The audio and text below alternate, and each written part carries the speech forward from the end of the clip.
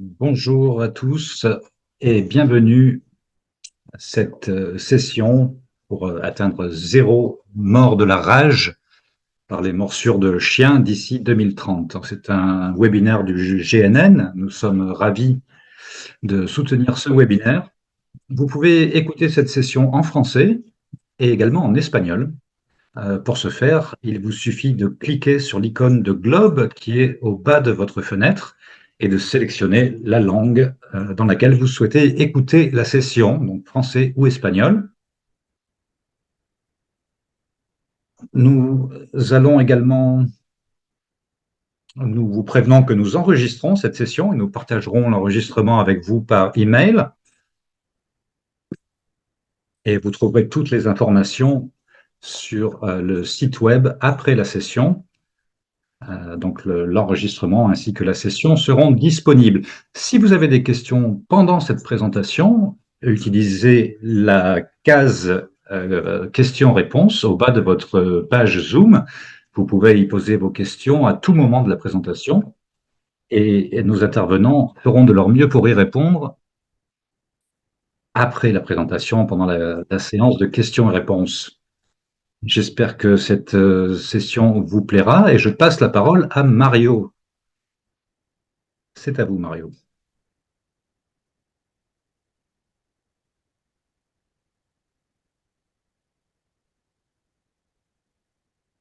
Merci beaucoup, Alexandre, et bienvenue à tous. Je m'appelle Mario Melgar. Nous allons faire ce webinaire ensemble aujourd'hui. Je voudrais vous rappeler que ces webinaires sont ouverts à tous les membres euh, des groupes NITAG.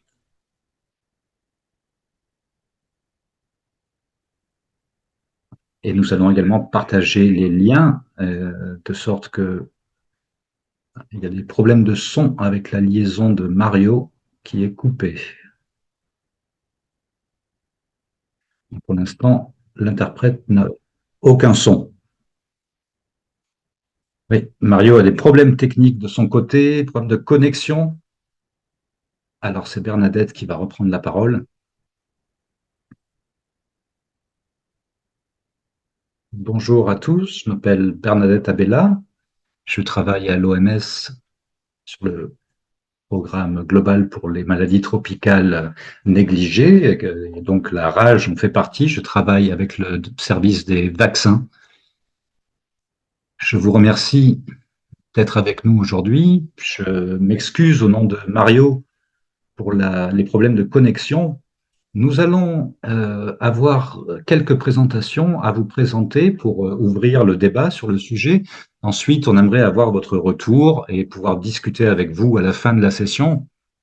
Ça, c'est l'ordre du jour. On va commencer avec une mise à jour sur l'élimination de la rage, qui sera suivie par les recommandations du groupe SAGE et le déploiement des vaccins anti-rabies qui est imminent.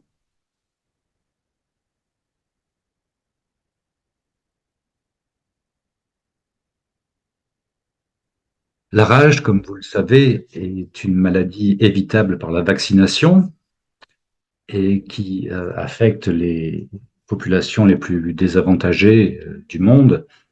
Donc c'est un indicateur d'inégalité. La charge repose surtout sur l'Asie et l'Afrique. Et les enfants, du fait de leur taille, de leur comportement avec les animaux, sont souvent les victimes de la rage. Nos données sont extrêmement limitées et non seulement elles ne sont pas assez recueillies, mais souvent les diagnostics sont sous-déclarés. Dans le travail que nous faisons à l'OMS et avec nos partenaires, nous nous efforçons d'atteindre zéro décès par la rage d'ici 2030. C'est à partir de morsures de chiens d'ici 2030. Et comme vous le savez, la rage est transmise par la salive infectée, par les morsures ou sur des plaies. Et ensuite, cela voyage de la morsure à travers les muscles, par les nerfs et jusqu'au système nerveux central. Une fois que ça atteint le cerveau et que ça se réplique, c'est sécrété par les glandes salivaires et c'est fatal. Il y a eu des cas de survie, mais en général, les patients qui survivent à la rage sont des contextes économiques aisés et souffrent quand même d'atteinte au système nerveux permanente. Donc, nous avons examiné notre position à l'OMS, nous avons clarifié certaines choses parce qu'on a souvent des questions des pays sur, par exemple, est-ce qu'il y a des transmissions d'humain à humain? Est-ce que c'est quelque chose qui se produit souvent? Alors, pas très souvent. Les cas que nous avons documentés, en général, c'est en laboratoire, par la voie muqueuse. C'est extrêmement rare et il y a eu un ou deux cas documentés sur des virus aérosolisés dans les labos, mais ou très rarement également avec la manipulation de viande crue.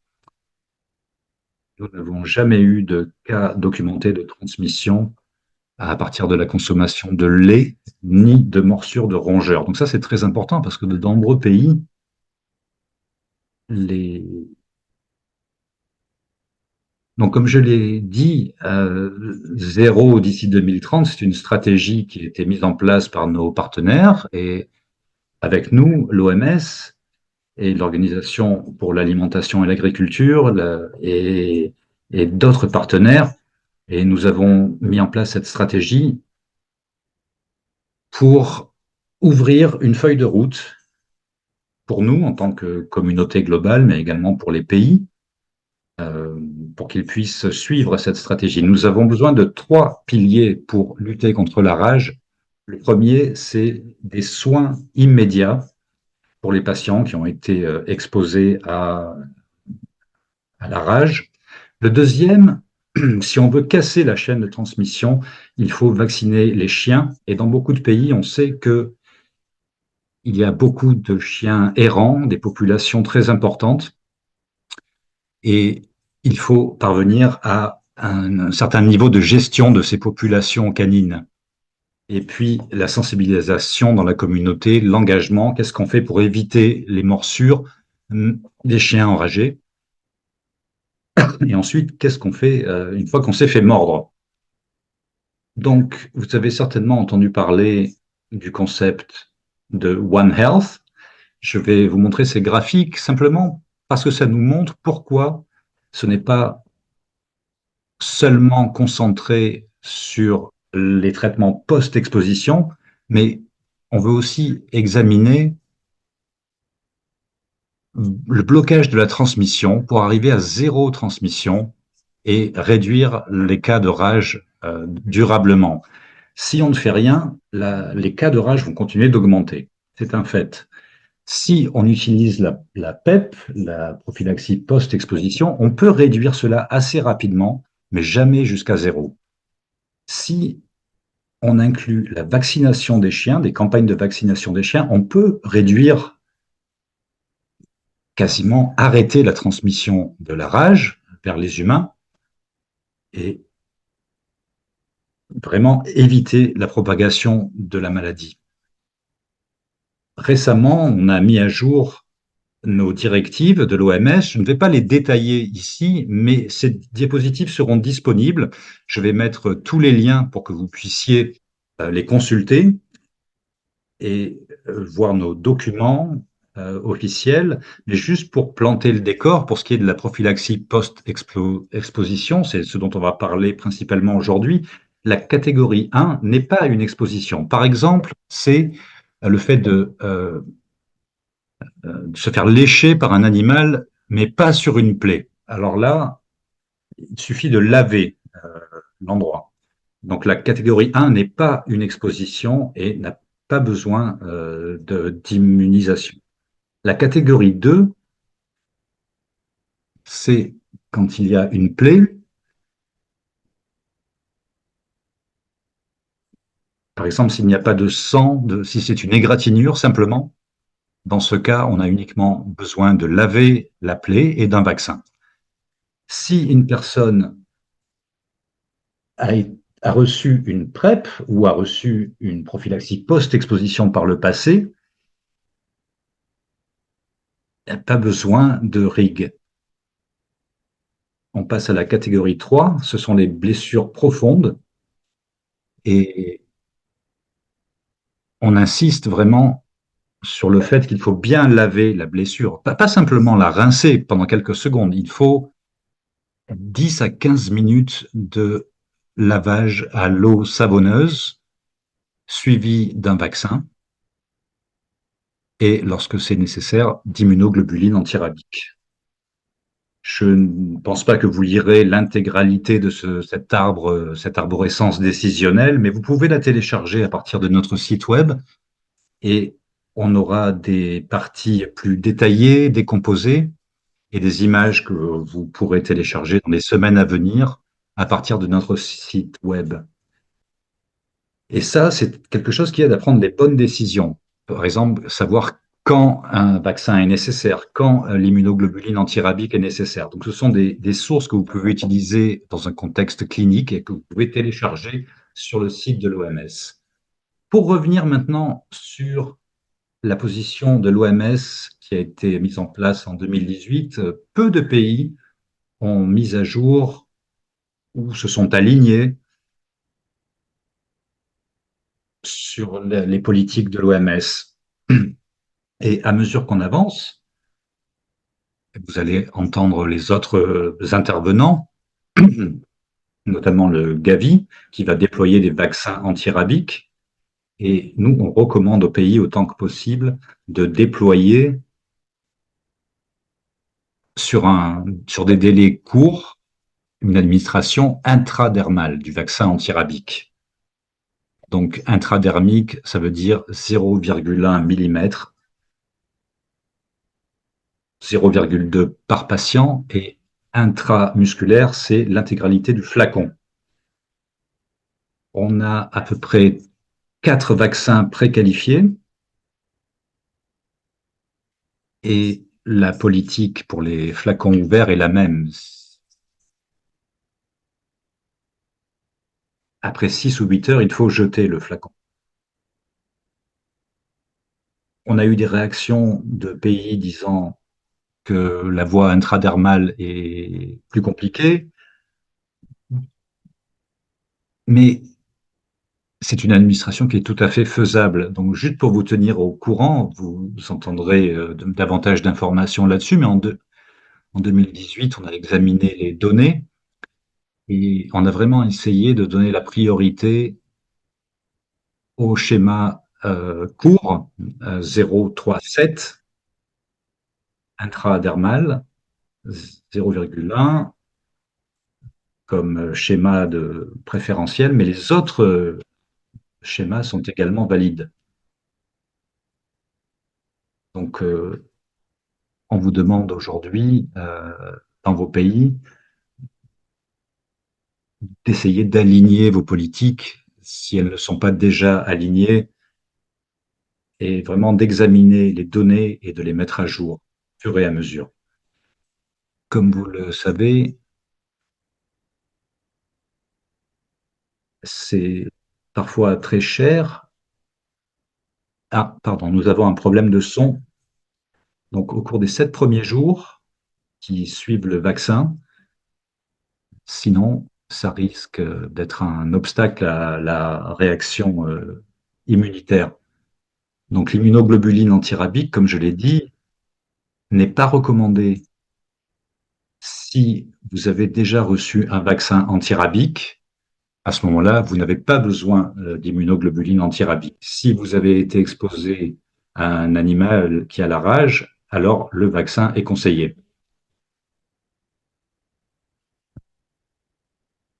Ça doit être administré euh, profondément autour de la blessure. Nous ne recommandons pas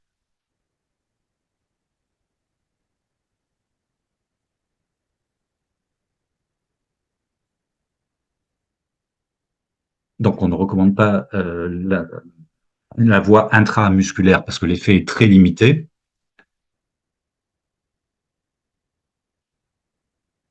Donc, toutes ces données sont notées ici. Et encore une fois, le son n'est pas assez bon pour l'interprétation.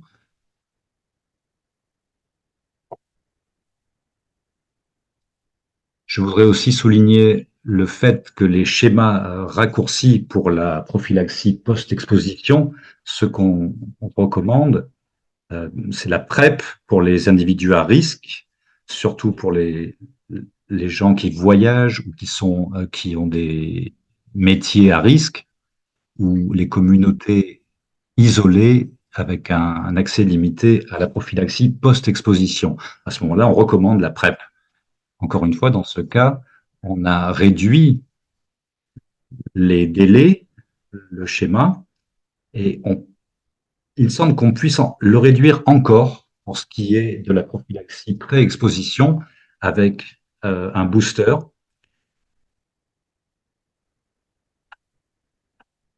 avec deux intradermales ou un intramusculaire. On a également publié un soutien pour soutenir les pays qui vont potentiellement déployer les vaccins antirabiques dans leur système de santé.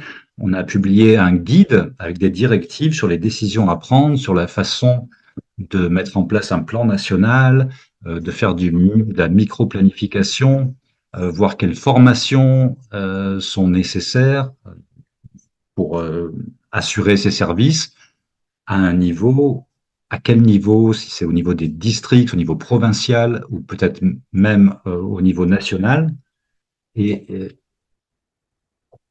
et besoin de communication, de mobilisation sociale. Et puis, évidemment, ça couvrira également certains des outils d'évaluation. Et avec ça, je vais, je serai heureuse de répondre à vos questions plus tard, mais pour l'instant, je vais passer la parole à ma collègue Nassim Saad de Karachi. Nassim,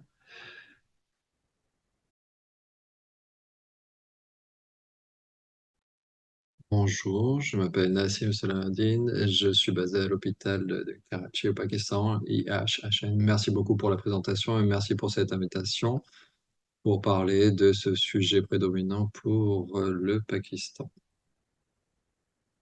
Juste pour vous donner une petite idée de là où nous sommes en ce moment, voici une carte du Pakistan. Nous avons quatre provinces et deux unités administratives avec une population au total de 240 millions d'habitants.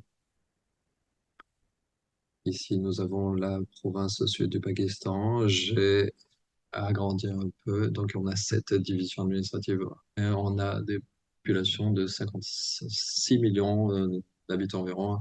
Karachi se trouve auprès de l'océan et là, une population de 20 millions d'habitants. C'est là que j'habite personnellement.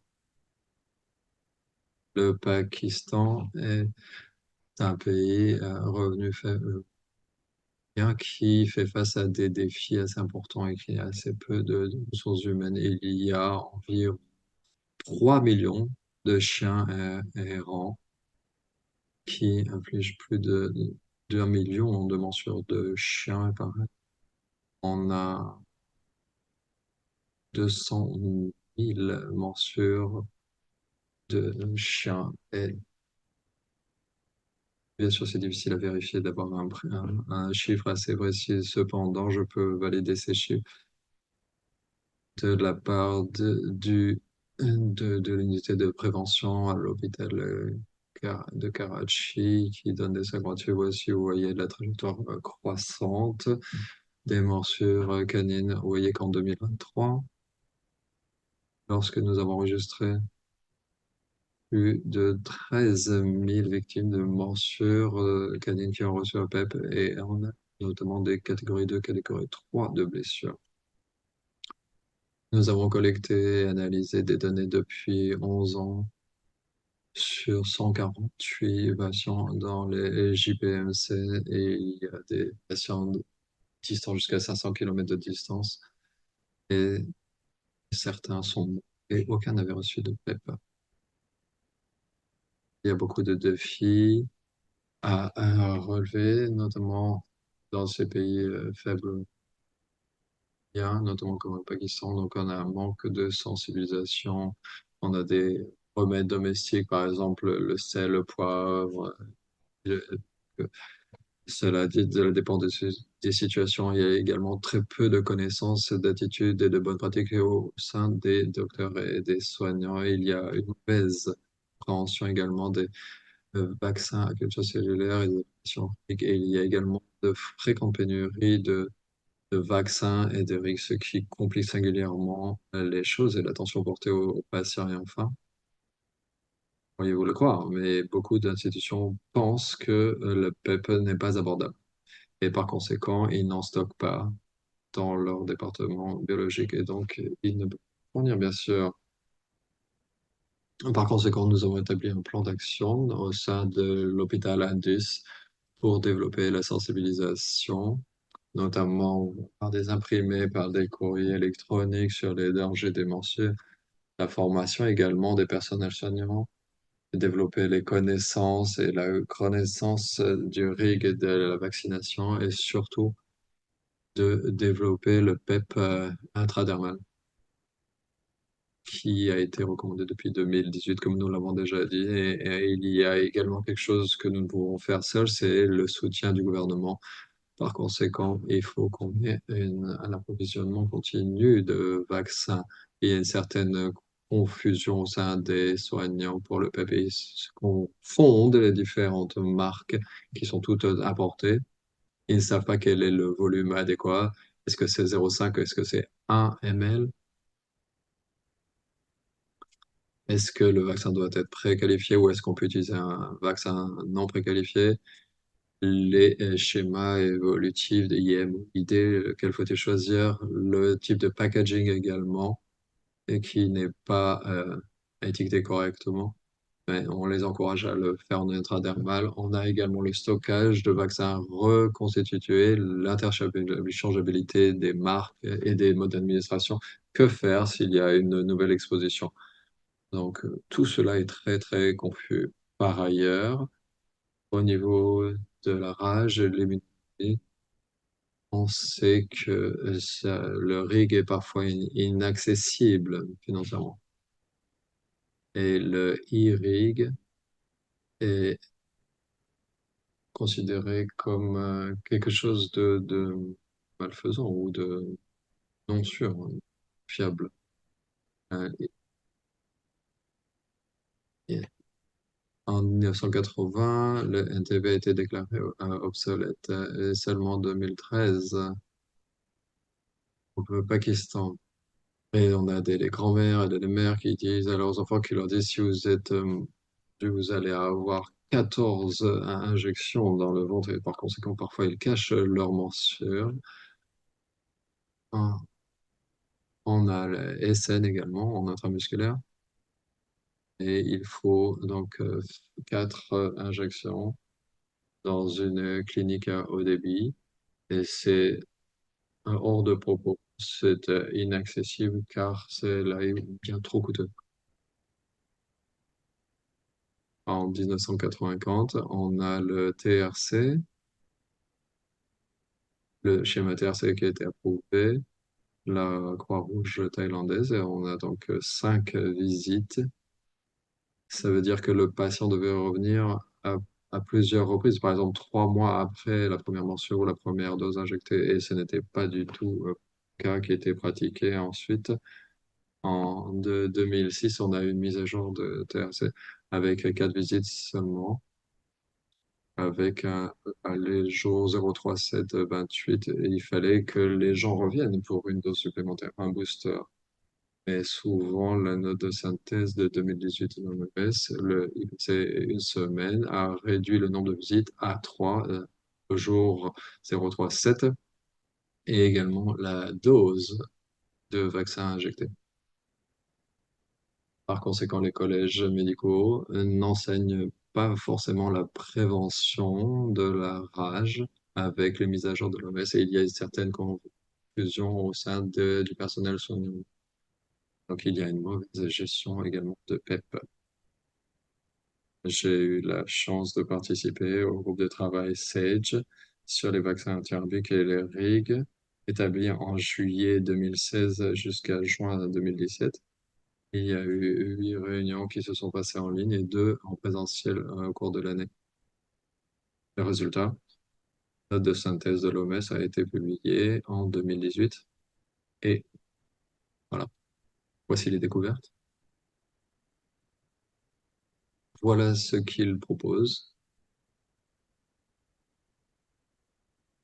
que pour réduire le schéma d'injection ID, donc 2 sites une semaine, et il faut que l'infiltration RIG soit faite au niveau des plaies uniquement et non pas dans le muscle comme on le pensait auparavant. Par conséquent, le vaccin euh, supplémentaire peut être économisé et donné aux patients suivants. On peut traiter plus de patients auparavant. Bien sûr, il faut assurer la stérilité du RIG dans les vaccins. Il y a eu d'autres questions post-exposition, des multiples morsures, donc d'autres procédures, mais ce n'est pas ni le lieu ni l'heure de discuter plus en détail. Par la suite, il y a eu d'autres de notes de synthèse qui ont été publiées dans des magazines spécialisés. Et ça a été publié en 2021 dans le bulletin de l'OMS. Ce que nous avons fait, c'est de comparer la consommation des vaccins et les coûts entre 2017 et 2018, avant la publication des notes de synthèse par rapport à la publication. Et voilà. En 2018, nous avons traité 500 patients de plus par an et nous avons fait des économies considérables. Nous avons traité 200 patients de plus avec le prix et nous avons économisé également 436 en pleurie et nous avons économisé plus de 4 dollars. Donc c'est un bénéfice tout à fait considérable pour l'hôpital, étant donné le de patients que nous traitons chaque année par la région. Nous savons qu'une semaine de site, donc ce schéma permet d'économiser des vaccins sans compromettre la sécurité des patients. Par ailleurs, le fait de supprimer la dose au jour 28 permet une moindre angoisse du patient, des coûts de déplacement, d'hébergement et des pertes. Et enfin, cela libère des places dans les salles d'attente des centres médicaux. Et c'est très important car il y a beaucoup de monde qui vient. Voilà nos plans pour 2024. Nous avons un groupe d'experts qui a été formé et nous avons rédigé une publication pour avoir des instructions nationales. Et donc, ils vont être distribués sous peu. Et cela souligne, entre autres, les PEPS. Une semaine, nous aimerions avoir d'autres centres PEP pour atteindre d'autres populations qui sont très éloignées et assurer l'accessibilité des vaccins gratuits aux populations. Bien sûr, nous avons transmis notre expertise aux soignants avec des formations lors d'ateliers sur 3 jours, pour duquel ils doivent examiner les blessures, par exemple le nettoyage, lavage, filtration RIG et une injection adéquate des vaccins intranasaux. Il faut également gérer les bulles pour éviter que le vaccin soit inopérant. Voilà un peu les images de ce que nous avons fait. Nous avons identifié 29 établissements qui ont besoin de formation, 15 sont en état de marche et il y a encore du travail à fournir. Nous avons signé un accord avec le ministère de la Santé qui a accepté de nous aider pour ouvrir plus de centres médicaux PEP au niveau du pays. Le pays a été lancé en 1978 sous la direction du ministère des Services sanitaires nationaux de la régulation et de la coordination. Nous avons fait un gros travail de sensibilisation des publics et d'éducation. Nous avons un jour international de la rage qui est célébré chaque année. Nous publions dans la presse et en ligne également. Nous avons également un projet sous l'ombrelle de One Health, notamment sur la vaccination canine et la régulation de ces populations de chiens errants. Et Cela a été achevé en 2022 et nous avons rencontré un certain succès. Nous avons travaillé comme les ONG, les sociétés civiles, les hôpitaux, mais ce que nous avons besoin d'avoir, c'est d'avoir une approche avec l'OMS qui atteint les patients. Une planification stratégique pour organiser les centres PEP dans tout le pays, un renforcement des compétences, développer la formation de intradermale à une semaine et fournir des vaccins antirabiques de qualité, peu chers ou même gratuits. On a encore d'autres défis à relever qui sont en lien avec la surveillance humaine et animale pour en identifier les populations à risque, la prévision des vaccins, une utilisation efficace des PEP antibiotiques et la collaboration avec la santé animale. Nous avons besoin de travailler avec l'éducation sanitaire du public, et d'établir des évaluations et de vacciner massivement les chiens. Et là seulement, nous arriverons à éradiquer formellement la rage d'ici à 2030. Merci beaucoup pour votre attention. Merci beaucoup. Nassim, je suis désolé, un petit problème avec le slideshow. C'était très intéressant, beaucoup d'informations très précieuses. Bien sûr, on aura l'occasion de poser des questions à la fin, une fois la présentation de Simba achevée. Je vous cède la parole, Simba. Merci beaucoup, Bernadette. Merci beaucoup. Je m'appelle Simba. Je m'occupe du programme Interbic Gavi. Je m'occupe de la conception du programme Gavi pour le PEP, également des programmes de vaccination à l'hépatite B. Est-ce qu'on peut passer à la slide suivante, s'il vous plaît? Merci Bernadette. Voilà les objectifs. En 2018, on a le Gavi qui a approuvé un programme, une prophylaxie qui devait, c'est en 2021, avec une alliance de vaccins. Et la conception de ce programme a été repoussée en 2021 dû à la pandémie Covid. Et nous avons obtenu le feu vert pour la conception de lancement en 2023. C'est ce que nous faisons avec le soutien d'un groupe de coordination qui compare les différentes découvertes. C'est ce dont je veux vous entretenir cet après-midi. Je pense que la plupart d'entre nous ont une bonne compréhension déjà de Gavi et comment ça fonctionne, mais je vais quand même revenir rapidement dessus pour que tout le monde soit à la page. On va parler des partenaires de l'Alliance vaccinale. Gavi, donc c'était un partenariat public-privé avec plusieurs types d'organisations, comme vous le voir, l'UNICEF, la Fondation Bill et Melinda Gates, différents pays également. On a de la société civile, des ONG, des universités, des fondations privées comme la Fondation Gates, comme on l'a dit, la Banque mondiale.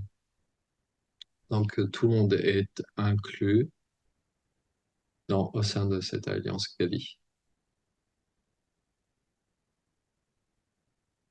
Pour des années, Gavi fournit des vaccins pour une vingtaine de maladies infectieuses avec différents produits.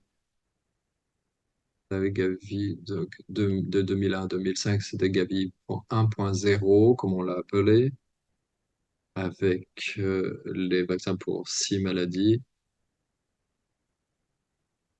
Aujourd'hui, on est à Gavi 5.1 avec 20 maladies infectieuses qui sont traitées et on envisage en avoir encore plus dès 2024.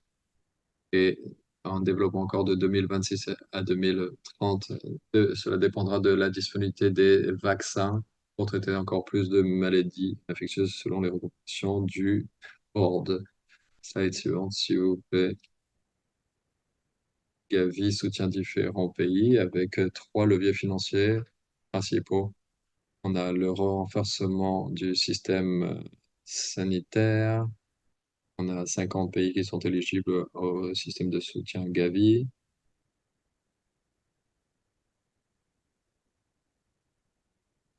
On a également un soutien pour la vaccination à hauteur de 5,3 milliards de dollars. Et on a également une assistance technique pour améliorer la qualité des programmes de vaccination. Slide suivante, s'il vous plaît. L'éligibilité Gavi. Peut-être que peu d'entre nous sont au courant, mais tous les pays ne sont pas éligibles au soutien Gavi. Cela va dépendre des revenus du pays. Donc, la Banque mondiale s'occupe notamment des donc 185. On a donc ces revenus qui sont faibles. On a des pays à faible ou moyen revenu. C'est ceux-là qui sont soutenus par la Gavi, notamment pour permettre une durabilité pour soutenir le Gavi.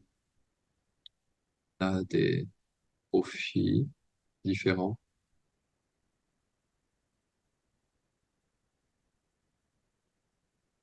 Et donc, on a par exemple des doses qui sont vendues à 20 centimes de dollars. Mais en ce qui concerne l'économie, on a également une transition qui s'opère. Est-ce qu'on peut revenir à la slide précédente, s'il vous plaît? Oui. Alors que les économies s'améliorent et que le BNB s'améliore, et donc ils doivent contribuer un peu plus progressivement pour se préparer à une phase de transition jusqu'au moment. Jusqu'au moment où ils arrivent à 1730 dollars. Et à ce moment-là, ils vont financer jusqu'à 35% du coût des vaccins. Et ça va durer environ 8 ans. Et ensuite, ils vont contribuer de plus en plus jusqu'à ce qu'ils ne soient plus du tout éligibles au soutien Gavi et sortent de ce statut de pays faible moyen revenu.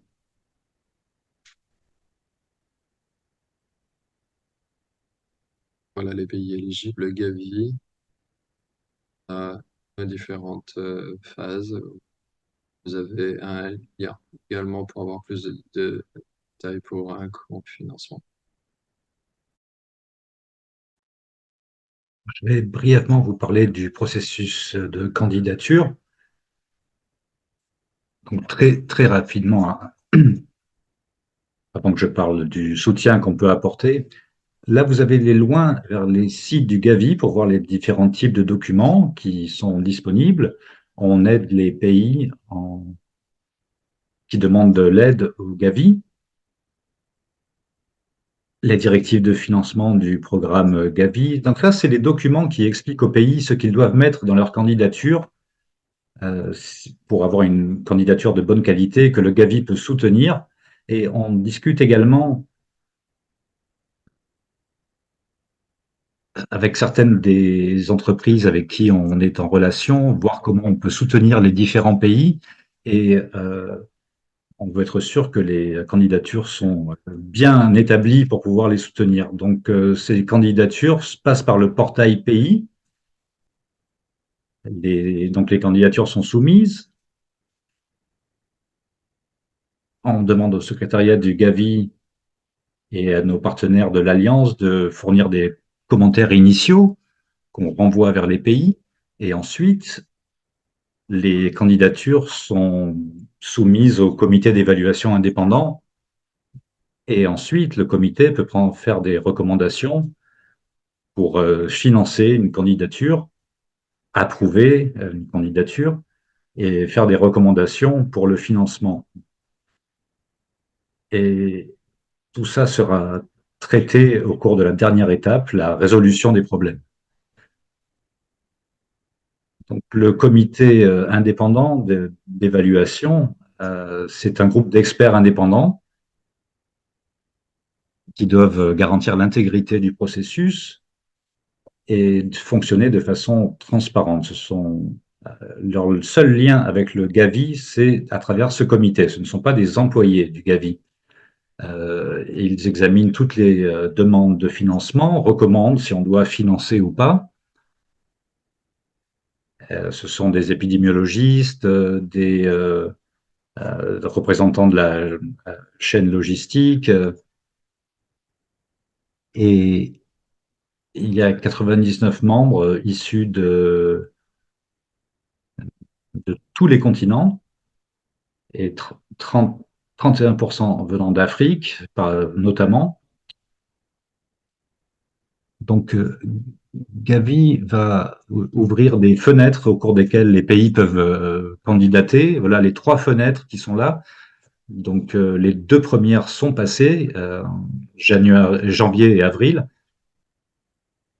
Et en 2021, depuis 2021, on nous a autorisé à ouvrir une fenêtre spéciale. Et ce sera en juillet 2025 pour permettre aux pays de candidater pour des vaccins spécifiques.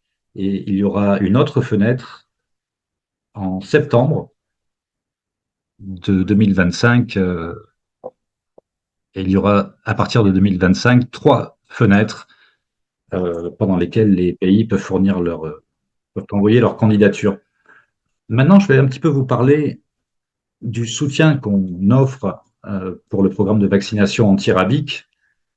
Et encore une fois, comme je l'ai dit, les documents les plus importants, ce sont les directives de financement de vaccination. Vous verrez qu'il y a un chapitre sur la prophylaxie post-exposition humaine. Et là, vous pouvez obtenir tous les détails, les considérations clés pour les candidatures des pays.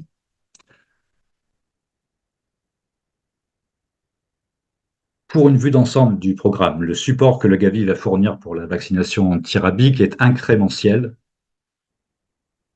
Les pays qui ont déjà des programmes de vaccination à différentes échelles, et c'est vraiment censé venir en sus de ce que les pays sont déjà en train de faire. Donc, les pays doivent préciser dans leur candidature leur programme de vaccination pour également l'approvisionnement en vaccins anti-rabique. Donc ça ne doit pas être réduit, ça doit être maintenu. Et Gavi va fournir un soutien en plus de tout ça. Donc ça, c'est très important à garder à l'esprit que la base du programme Gavi, c'est d'assurer la durabilité du système, le soutien au programme et la durabilité. Ça ne va pas remplacer les financements domestiques. Donc ça va être ajouté en sus des programmes domestiques pour augmenter la couverture. Donc le Gavi va fournir les vaccins pour la prophylaxie post-exposition. Il n'y a pas de PrEP pour l'instant, mais vous verrez dans les directives, et on en parlera, qu'il y a des opportunités de PrEP. Donc, si les pays utilisent la vaccination intradermale et que le flacon est ouvert, qui va être jeté au bout de 8 heures, les pays peuvent alors utiliser ces vaccins pour l'immunisation. Et il faut qu'ils aient accès à ce vaccin. Et on ne soutient pas pour l'instant nous. Il y a un financement pour soutenir les activités d'introduction du vaccin. Vous l'avez vu dans la présentation précédente, ça peut aider à relever certains des défis dont on a déjà parlé. Et le Gavi finance également, alors excusez l'interprète, mais l'intervenant parle beaucoup trop vite. Donc je vais vous parler maintenant des priorités clés, notamment les candidatures.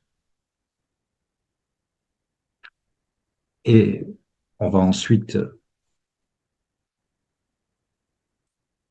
pour que les candidatures soient recommandées pour un financement, il faut montrer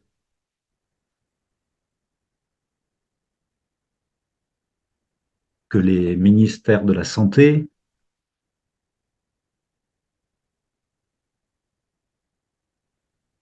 donc les comités de coordination, mes collègues qui travaillent et qui reçoivent ces candidatures, m'ont demandé de souligner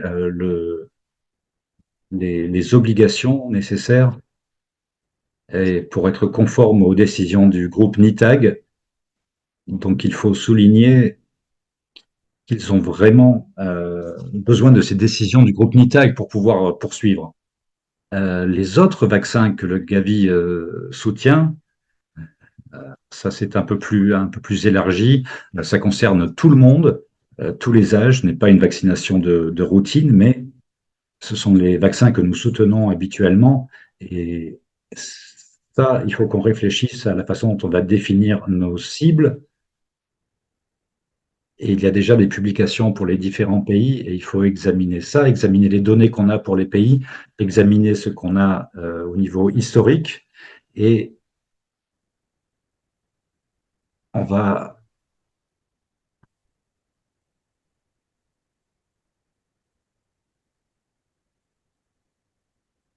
Alors, il y a un problème de son.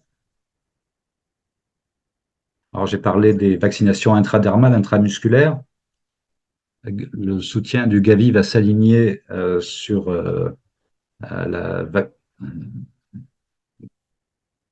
Mais je voudrais vraiment insister sur le fait qu'on encourage les pays à la vaccination intradermale parce que c'est moins cher pour tout le monde. C'est moins cher également pour les patients. Donc, ils peuvent aller à l'hôpital ou dans les cliniques, faire moins de visites. Euh, Ça utilise un volume de vaccin inférieur. Et je pense que la vaccination intradermale est bonne pour tout le monde et doit être encouragée. On encourage les pays à faire cette transition vers la vaccination intradermale et également pour la formation, pour fournir les vaccins par voie intradermale.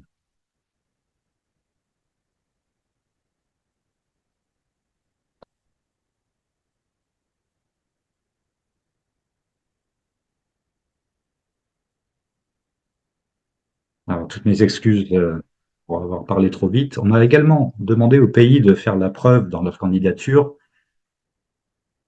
qu'ils avaient un contrôle de la rage.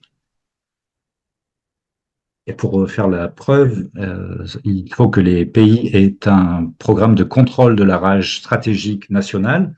Donc, pour les candidatures, on demande à ce que ce soit inclus.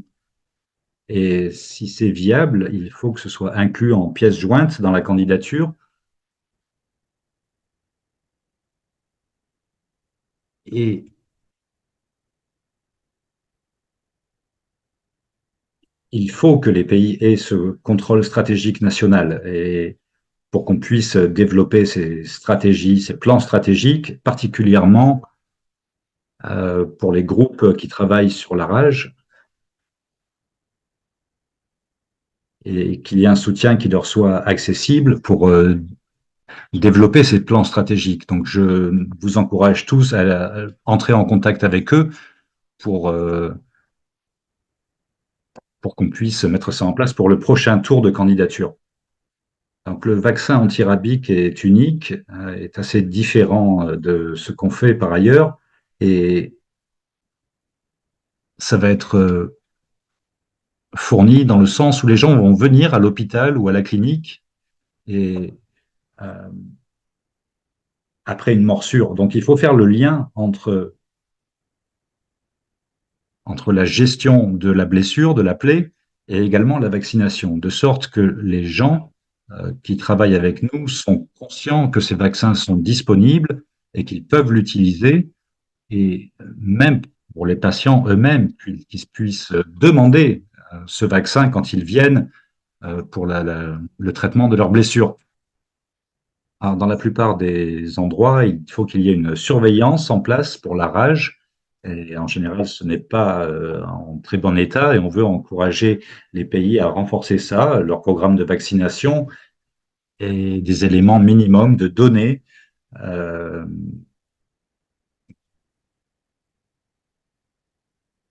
et une évaluation du programme de contrôle de la rage. Et le lien qui est sur la diapositive, ça vous encourage à aller le consulter et ensuite à contacter pour tout besoin de clarification. Donc, je voudrais souligner encore une fois que le Gavi apporte son soutien aux pays qui investissent déjà. Donc, je vais demander aux pays de préciser dans leur candidature leur niveau d'investissement dans le programme antirabique et on va essayer de maintenir pour atteindre nos cibles de couverture. Et l'idée, c'est qu'on ne veut pas remplacer le financement domestique qui existe déjà. Donc, dans un esprit de durabilité, hein, comme je l'ai déjà dit. On a également besoin que les pays réfléchissent à l'égalité et l'accès aux vaccins. Parfois, entre les hommes et les femmes, il y a des disparités en fonction des contextes. Donc ça, c'est une des recommandations clés. On veut que les candidatures le précisent, la façon dont l'égalité va être assurée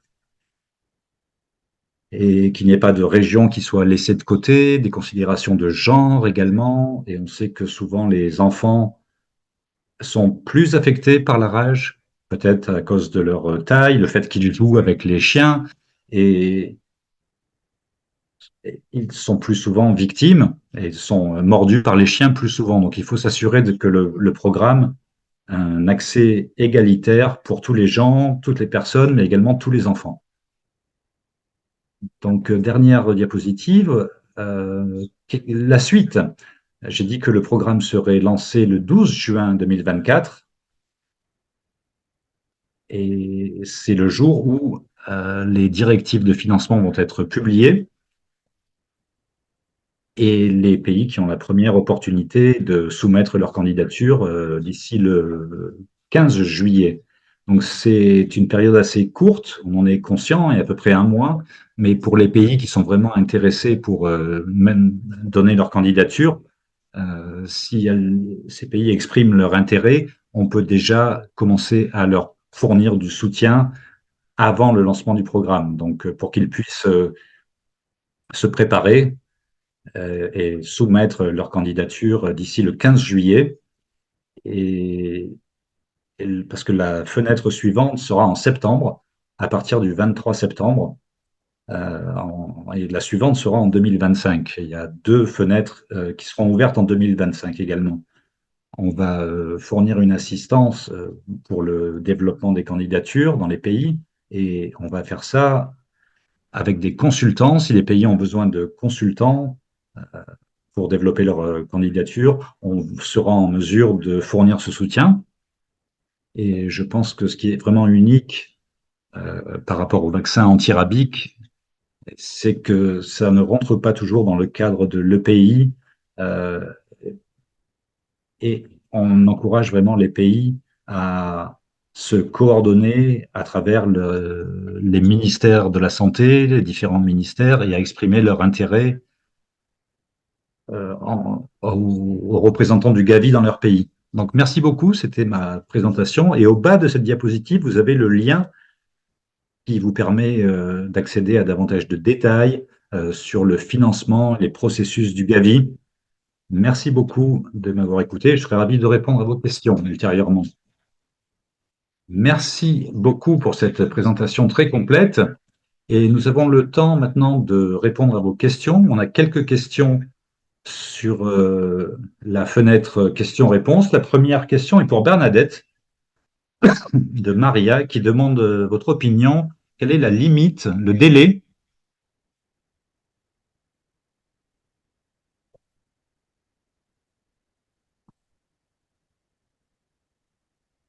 Alors, je n'ai pas du tout entendu la question. Donc, l'IRG ne doit pas être donné une fois qu'un patient a été vacciné, parce que ça devient contre-productif pour la réaction immunitaire pour le vaccin. Donc, on dit toujours qu'il faut donner le RIG entre 0 et 7 après l'administration du vaccin. Si le vaccin n'a pas été administré immédiatement, c'est le même délai. Vous pouvez toujours donner le RIG dans cette fenêtre de 7 jours après la première injection de vaccin. J'espère que ça répond à la question. Mais Si quelqu'un a reçu le RIG, pardon, un vaccin antirabique, à n'importe quel moment de leur vie, il n'y a pas besoin de RIG s'ils ont été mordus par un chien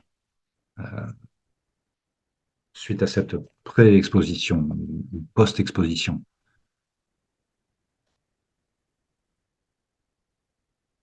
Donc, si je comprends bien, si le patient n'a pas commencé sa vaccination, il peut recevoir l'immunoglobuline antirabique, même plusieurs mois après la morsure. Oui, le seul problème, c'est que d'ici là, la plaie s'est refermée. Mais Nassim pourra mieux répondre à cette question parce que elle y travaille au quotidien sur ce sujet. Oui, merci. Idéalement, une fois qu'on a le RIG et le vaccin le même jour, mais si on n'a pas le RIG, parfois le patient vient au milieu de la nuit et le docteur qui est présent ne sait pas comment injecter, comment faire l'infiltration. Alors ils peuvent le rappeler le lendemain ou l'après, le surlendemain, mais comme Bernadette l'a dit, au bout de 7 jours, ça va retarder le développement d'anticorps naturels du vaccin. Donc essayez de l'obtenir le même jour ou au pire le lendemain, mais pas au-delà de 7 jours. On, on essaye de l'administrer dans nos cliniques le même jour, mais quand le patient vient au milieu de la nuit, on lui donne le vaccin, on lui demande de revenir le lendemain pour faire l'infiltration avec le RIG. Alors j'ai une question de suivi. Il y a beaucoup d'endroits qui n'ont pas d'immunoglobuline antirabique. Donc quelle est l'alternative pour ces endroits? Ah, si c'est une blessure très sérieuse, au cou, au visage ou près d'un nerf, il faut vraiment qu'ils obtiennent le RIG. Mais si ça n'est pas possible, en dépit de tous les efforts, si vous ne l'avez pas, vous pouvez donner la double dose sur la zone scapulaire, c'est-à-dire au niveau des épaules, et au niveau des deltoïdes, en intradermal, et bien espérer que ça se passe bien. Mais je veux souligner qu'il faut très bien nettoyer la blessure. On a vu des patients euh, qui sont morts de la rage, par exemple pour une blessure au visage, un site vraiment très sensible, avec qui est une zone très innervée. Je sais bien que ce n'est pas disponible partout, mais bon, voilà, il faut faire de son mieux. Et peut-être qu'il faut donner la priorité, si on a le RIG, pour une blessure très sévère sur le visage ou le cou. Et par contre, si c'est sur les membres inférieurs, par exemple, on peut s'en sortir en utilisant simplement l'injection intradermale ou alors donner une double dose intramusculaire, par exemple, et faire tout ce qu'il faut pour augmenter le nombre d'anticorps aussitôt que possible. Dans certains pays, alors ce qui va se passer, c'est que nous avons fourni dans nos zones une évaluation des risques. Et bien sûr, nous parlons des cas prioritaires pour le RIG. Il y a toute une salle d'attente finalement. Donc, il faut prioriser qui va l'avoir en premier, comme l'a dit Dr Nassim. Et peut-être qu'il y a un stock, peut-être pas dans tous les hôpitaux de district, ça dépend du pays, mais peut-être avoir un stock au niveau de la province. Et les patients peuvent s'y rendre peut-être, ou alors on peut faire venir le RIG jusqu'à l'endroit où le patient est traité. Ouais.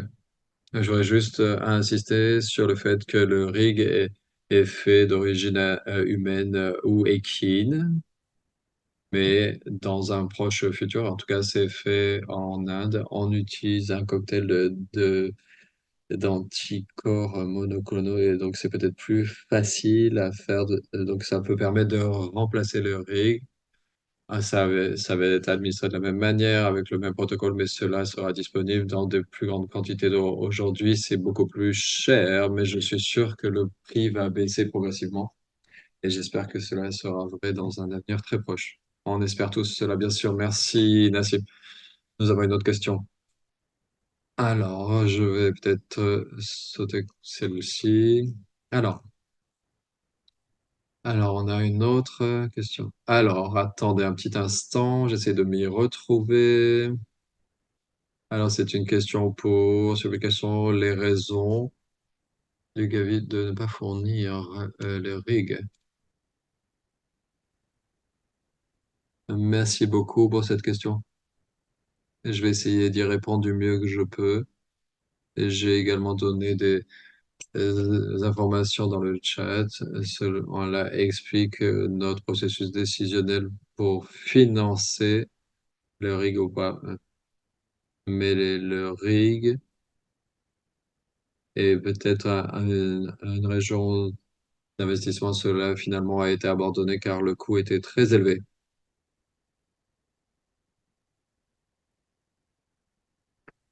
On va peut-être associer le rig.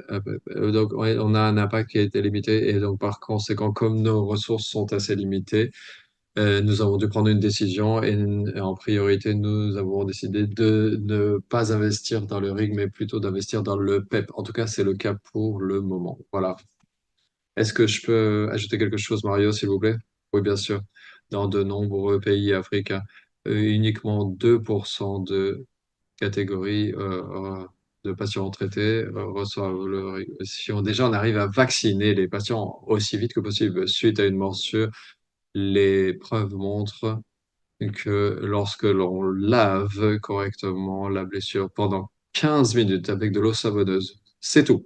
L'eau savonneuse, 15 minutes, éliminer autant de virus que possible et ensuite administrer le vaccin très rapidement, on peut arriver à sauver de nombreuses vies. Donc Simba, dans les instructions d'application, je pense que l'on va demander que les pays fournissent un certain type de description de ce qu'ils font actuellement en ce qui concerne le rig et peut-être qu'à l'avenir avoir un plan pour avoir peut-être un stock de rig pour les cas les plus aigus. Absolument, oui, vous avez raison. Je crois que pour l'instant, il s'agit de décrire ce qu'ils veulent faire, le rig, ce qu'ils aimeraient pouvoir faire idéalement avec le rig et, et d'expliquer également comment ils vont gérer les cas et comment ils vont les prioriser. Je crois que c'est très important, car notre soutien va être encore plus efficace si on a des priorités qui sont clairement établies. Et on aimerait bien sûr pouvoir fournir plus de RIG, mais pour l'instant, le focus est sur le PEP. Merci. Une autre question de Nikita HS sur les catégorisations, sur les expositions catégorie 3 pour des blessures. Ça, c'est pour les plaies profondes. Et catégorie 2, c'est superficielle. Alors, comment ça se passe s'il y a du sang, juste quelques gouttes, quelques écorchures? Est-ce qu'on peut peut-être préciser un peu les différentes catégories, s'il vous plaît? Nassim, je crois que c'est une question pour toi. Et il y a souvent une confusion entre les catégories 2 et 3. Oui, en effet.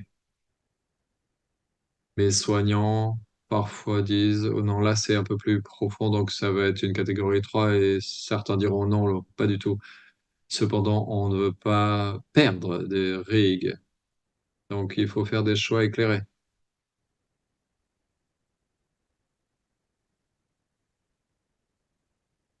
Il faut s'assurer qu'il n'y a pas de multiples blessures.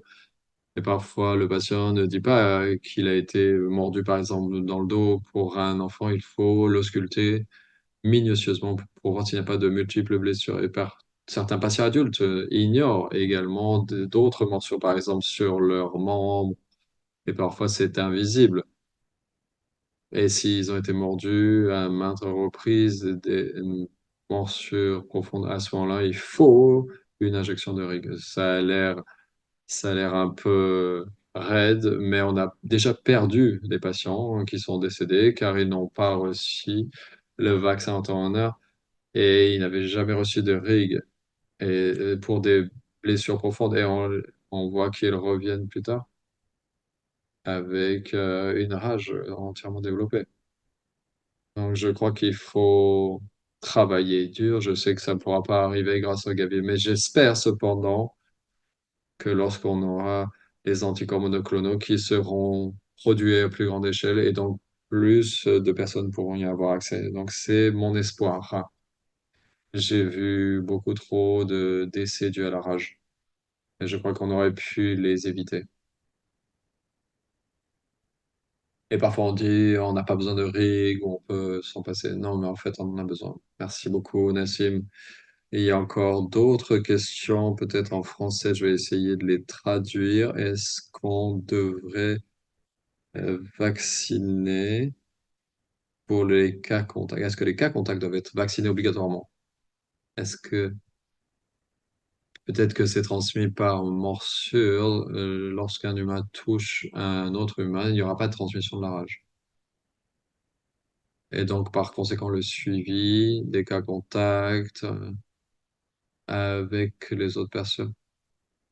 On peut identifier peut-être d'autres personnes qui ont été mordues par le même chien enragé. Ça, c'est utile. Mais un contact entre humains, non, n'a pas besoin de suivi. Lorsqu'un enfant meurt de la rage, on peut tenir sa main jusqu'à son décès, il n'y a aucun risque. Et on peut exprimer un peu d'amour et de compassion. Oui, et faire preuve d'attention.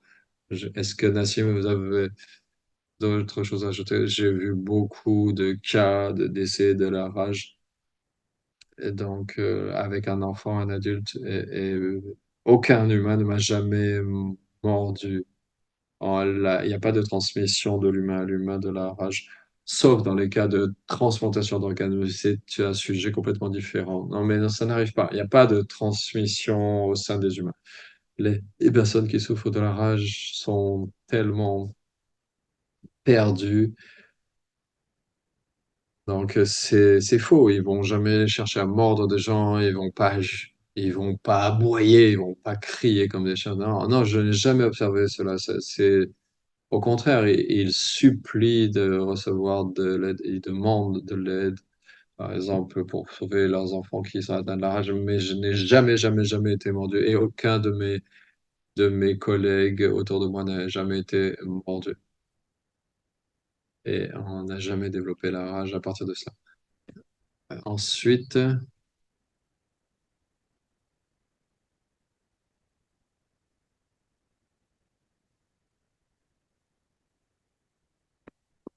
est-ce qu'il y a peut-être d'autres procédures, par exemple des voies centrales pour aider à la prophylaxie?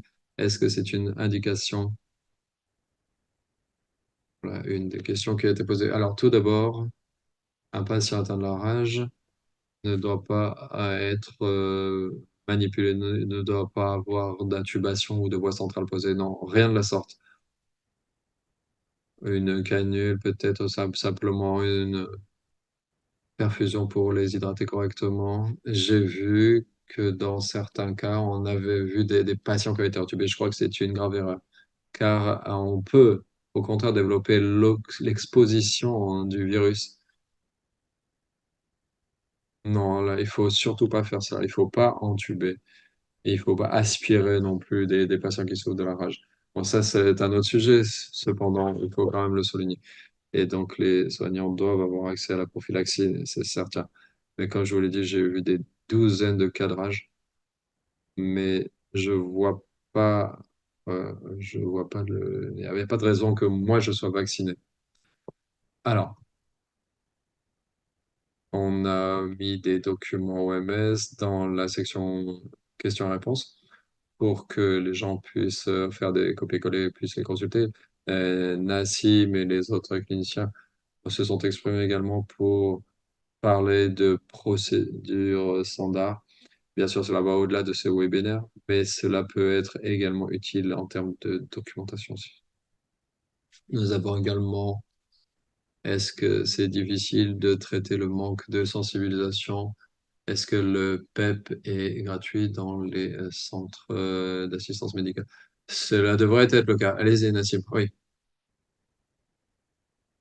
des personnes qui se déplacent en voiture ne vont pas être mordus. Donc, ceux qui sont mordus, ce sont des piétons, ce sont ceux qui ramassent les déchets, ceux qui sont dans la rue, les personnes errantes. Donc, c'est très difficile de leur administrer une certaine prophylaxie, mais il faut cependant les protéger des morsures. Il faut se prémunir des morsures. Il y a un programme sur lequel nous travaillons en ce moment et on y travaille avec de nombreux partenaires. C'est un programme destiné à la sensibilisation des enfants et de la communauté sur la prévention des morsures au sein des écoles, au sein des communautés. Et nous essayons d'identifier lorsqu'un chien se comporte de manière bizarre et donc d'essayer d'éviter tout contact avec ce chien. Nous avons rencontré ces difficultés dans le monde entier, donc il y a un manque de sensibilisation, même parmi les soignants. Donc il y a encore beaucoup de travail à effectuer. Il faut trouver un moyen de diffuser les informations, notamment à destination des enfants. Il faut des messages sanitaires. Et il faut également quelque chose de peut-être de catchy pour les enfants, même s'ils aiment les animaux, ils aiment jouer avec les animaux. Mais il faut qu'ils reçoivent ce message de manière très claire. Donc, il y a encore beaucoup à faire. Et il faut travailler au cas par cas dans chaque pays, par exemple aux Philippines ou en Afrique du Sud. Eux ont introduit un programme de prévention de la rage dans les programmes scolaires. On doit tout utiliser pour développer la sensibilisation. On doit aller faire du porte-à-porte dans les rues, dans la presse ou en ligne. Je crois qu'on doit peut-être même utiliser la télévision nationale. Et il faut discuter de ce type de sujet et on aura un impact beaucoup plus important. Donc, je ne pourrais jamais autant insister sur la nécessité de sensibiliser les publics. J'ai également une autre question sur la vaccination des chiens. Peut-être une question pour Bernadette. Est-ce qu'on peut en parler? Comment ça se passe dans la plupart des pays, la vaccination canine? Je suppose que Gavi va fournir des vaccins humains, mais est-ce qu'il y a également des vaccins canins? Non, non. Il n'y a pas de programme de vaccination canine sous l'égide du Gavi. Mais nous encourageons les pays, grâce aux instructions de financement des programmes de vaccination, de savoir ce qu'ils vont faire à long terme sur le contrôle de la rage canine et le programme de vaccination canine. Donc, il faut qu'ils en parlent dans leur candidature. Il y a un programme de soutien de vaccine pour l'Organisation mondiale de la santé animale. Et donc, à PAHO, on a également une possibilité de mettre à disposition des flacons de vaccination et de les financer. Et donc, certains services vétérinaires ne sont pas en mesure de développer des programmes de vaccination animale. Par conséquent, nous devons travailler avec la société civile pour le faire. Et dans les pays où il y a beaucoup de chiens errants, les campagnes de vaccination ne sont pas menées correctement. Le propriétaire du chien doit aller à la clinique, mais ne vient pas à la clinique. Et donc, il faut que les vétérinaires se rendent dans les communautés, dans les villages pour vacciner les chiens. Et donc, c'est une vaccination ambulatoire, mobile, et à ce moment-là, il faut donner des rendez-vous comme que du porte-à-porte, comme en Afrique du Sud, par exemple, où les communautés sont averties du passage du vétérinaire pour la vaccination animale. Je pense que c'est une question de bien public. Les chiens n'apportent rien sur le plan économique. Par conséquent, les services vétérinaires ne mettent pas la priorité sur la vaccination antirabique des chiens. Et donc, il faut établir une stratégie commune de vaccination canine pour levier d'éradication de la rage. C'est ce qu'on aimerait faire, bien sûr. C'est vraiment ce que l'on souhaite faire. Mais beaucoup de pays ne se sont pas encore tournés vers la vaccination canine. On fait beaucoup d'efforts pour que ça arrive, mais ce n'est pas encore le cas. Bien, merci. On a encore une autre question sur des contacts avec des cas humains de rage. Est-ce qu'il y a donc un besoin de vaccination? Non, non, il n'y a pas de transmission de l'humain à l'humain. Cependant, si quelqu'un est infecté par la rage, et si leur salive est infectée par, eh bien, par exemple, cette personne a été exposée à des toux, à des crachats, à des postillons, à ce moment-là, peut-être qu'on peut avoir recours au PEP. Si on a une sédation, bah, ils se tiennent calmes. Euh, Ceux s'ils ont peur, bon, bah, à ce moment-là, on peut peut-être les protéger, effectivement. Par exemple, des parents, des membres de la famille, par exemple, des enfants qui ont joué ensemble. Si ça peut les tranquilliser, il y a une très faible possibilité de transmission, mais ce n'est jamais arrivé par le passé, transmission au sein des humains. Donc, vaccination intradermale offre une opportunité de fournir un flacon pour de nombreux patients. Et le Gavi accepte cela. Les, les restes de vaccins, par exemple, en fin de journée, on peut utiliser pour le PEP, par exemple pour des parents ou pour des soignants à l'hôpital. Alors, une autre question? Peut-être une personne qui a été mordue au piquestic et qui n'a pas eu de PEP et qui vient au bout de 12 mois. Est-ce qu'on peut lui donner le RIG? Et là, ma question est, où est le chien? Si le chien est en bonne santé, s'il est encore vivant, alors ben, il n'est pas enragé, donc tout va bien. Mais si le chien a été tué, ou il est mort, ou il s'est échappé, donc après 1 an, c'est assez difficile à savoir. Et la période de- d'incubation peut être jusqu'à 6 semaines environ. Ça peut aller même jusqu'à 3 mois. Mais de toute façon, on va pas donner le RIG même si tout va bien, si le chien est mort ou s'il s'est échappé. Le RIG ne sera pas nécessaire, mais on peut administrer le vaccin si après 12 mois, ça fait beaucoup.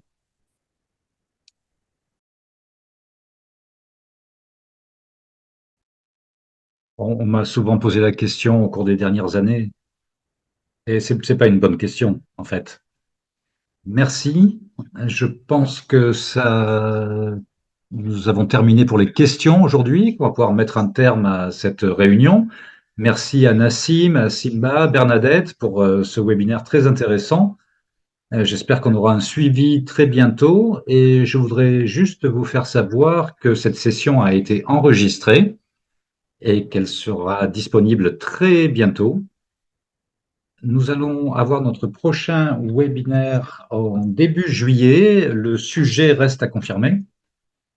Et s'il n'y a pas d'autres interventions, je pense qu'on peut mettre un terme à cette réunion et je voudrais vous remercier à nouveau. Peut-être qu'Alexandre veut nous dire quelque chose? Merci beaucoup. Non, je n'ai rien à ajouter. Bernadette, si vous voulez ajouter quelque chose. Alors, si vous avez des questions suite à ce webinaire, n'hésitez pas à me contacter et j'orienterai vos questions. Nous avons déjà mis les questions sur le site web. Les ressources sont disponibles sur le site web, mais sachez que vous n'êtes pas seul. Si vous avez des questions, n'hésitez pas à nous contacter. Merci beaucoup à tous. C'était un plaisir de parler avec vous et de participer à ce webinaire aujourd'hui. Merci. Merci à tous.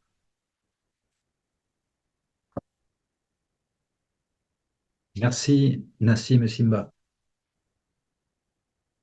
Merci à Alexandre et Mario également.